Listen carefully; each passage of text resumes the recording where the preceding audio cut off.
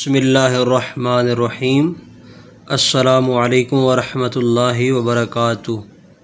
سامعین جی کرام، کچھ دنوں کے وقفے کے بعد آج ہم پھر اپنی حاضری لگوانے کے لیے آپ کے پاس حاضر ہیں۔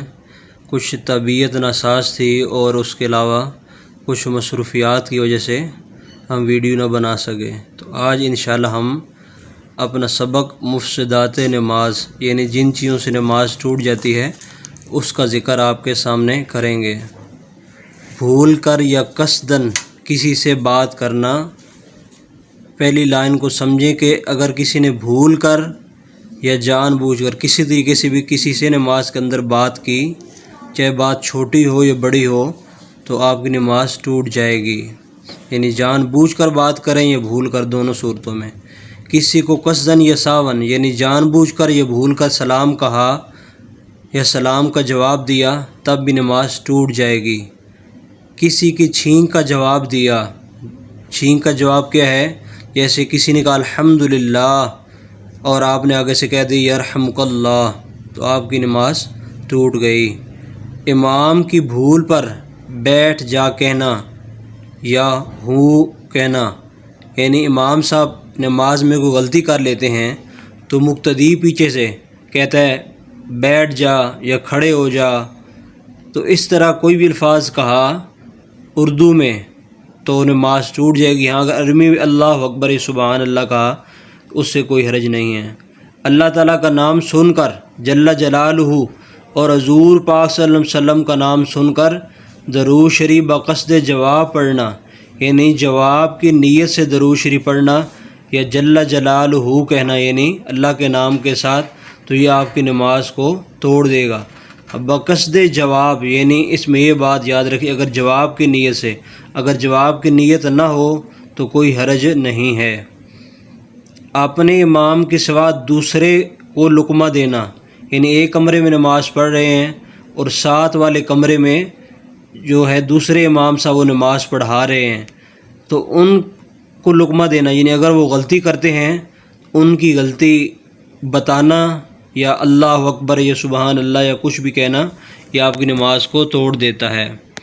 اسی طرح درد یا مصیبت کی وجہ سے آہ یا اف کہنا، یہ بھی آپ کی نماز کو توڑ دیتا ہے۔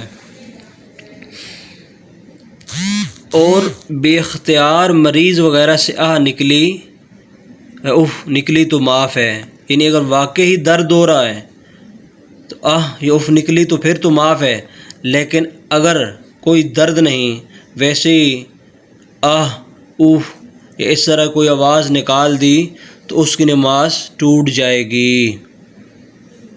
ہاں یہ بات یاد رکھیں کہ اگر مریض ہے، کوئی درد ہو رہی ہے، واقعی اف یا آہ یا کوئی اس طرح کی چیز نکل آئی، تو اس نماز نہیں ٹوٹے گی۔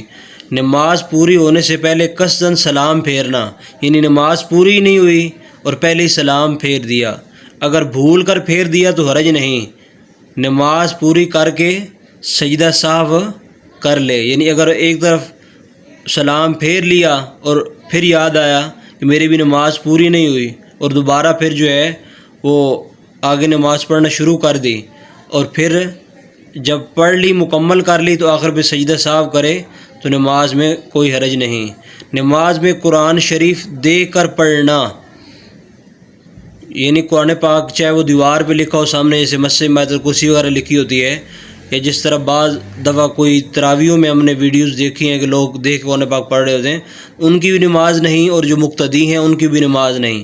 اسی طرح آگے لکھا گیا اچھی خبر سن کر کچھ کہنا، یعنی اچھی خبر سنی اور پھر اس پہ چاہے وہ عربی میں کہے سبحان اللہ یا اللہ اکبر کہے، یا انگلش میں گڈ یا ویلی، جس طرح کے بھی الفاظ ہے، پنجابی میں واہ جی واہ، اور پشتو میں سندھی بلوچی، جس زبان سے بھی آپ کا تعلق ہے، آپ ہمیں عزیز ہیں کیونکہ آپ مسلمان ہیں، کیونکہ اللہ کا حبیب نے فرمایا کل مسلم اخوۃ، تمام مسلمان آپس میں بھائی بھائی ہیں۔ اور دوسری حدیث میں فرمایا کہ کسی کالے کو گورے پر اور کسی گورے کو کالے پہ کوئی فوقیت حاصل نہیں۔ فوقیت کا جو اعتبار ہے وہ نیکی ہے۔ تو آپ کی جو بھی زبان ہے، آپ ہمارے لیے عزیز ہیں، ہمیں آپ سے محبت ہے۔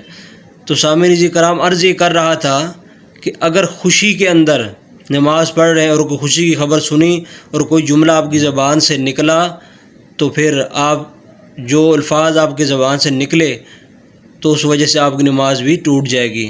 قرات یا اذکار کی نماز میں سخت غلطی کرنا، یعنی نماز میں قرات یعنی الحمدللہ رب العالمین الرحمن الرحیم، اس کی زیر زبروں کی غلطی، یا سبحان ربی العظیم، سبحان ربی الاعلیٰ، ان میں کسی لفظ کو زبر کی جگہ زیر کی جگہ زبر پڑھ دی تو آپ کی نماز جو ہے وہ ٹوٹ جائے گی۔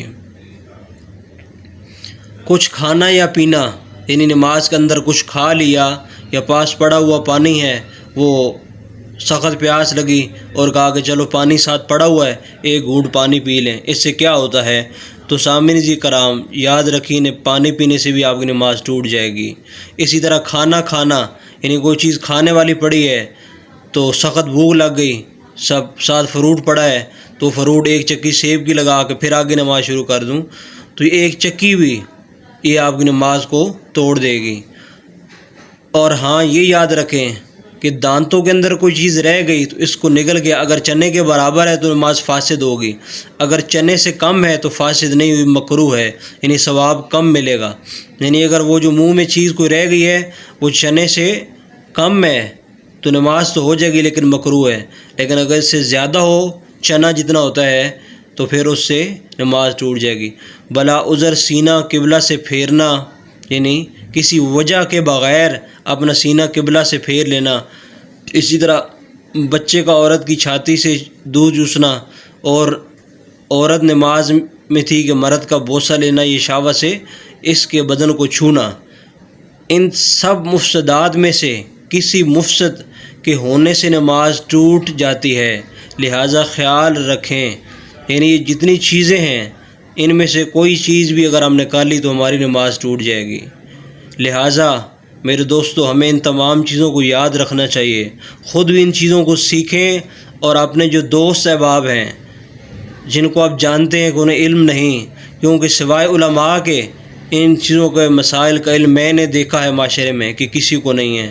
لوگ نماز میں غلطیاں کر رہے ہوتے ہیں جس کی وجہ سے وہ نماز تو پڑھتے ہیں، لوگ وضو صحیح طریقے سے نہیں کرتے، لوگوں کو غسل کے فرائض تک معلوم نہیں ہیں۔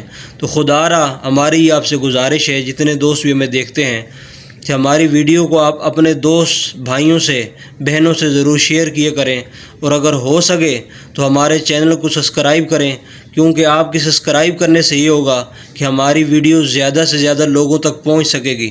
جتنے سبسکرائبر بڑھیں گے ہماری ویڈیو خود بخود لوگوں تک زیادہ جانا شروع ہو جائے گی۔ اللہ تعالی ہم کو حضور کی سنتوں پر عمل کی توفیق عنایت فرمائے، آمین ثم آمین۔